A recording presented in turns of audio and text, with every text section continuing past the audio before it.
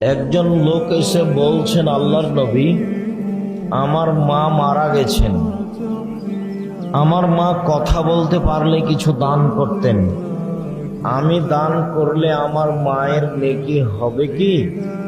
আল্লাহ রাসূল বললেন, হ্যাঁ হবে। বুখারী মুসলিম।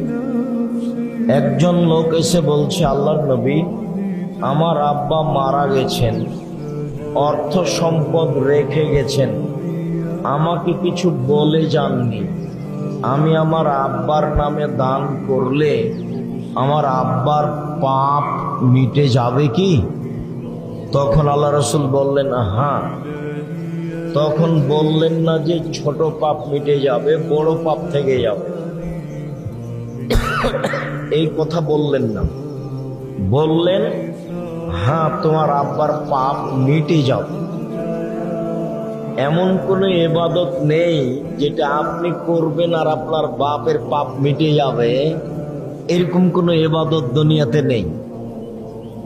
হজ তো আপনার জন্য, ওমরা তো আপনার জন্য, রমজান মাসের সিয়াম রোজা তো আপনার জন্য, নামাজ তো আপনার জন্য, তাসবিহ তাহলিল জিকির আজকার তো আপনার জন্য। তো সব ইবাদতই তো নিজের জন্য, তো আর একজনের জন্য করবেন, সেটাই আল্লাহ রেখে দিয়েছেন আর একজনের জন্য, হলো দান। আর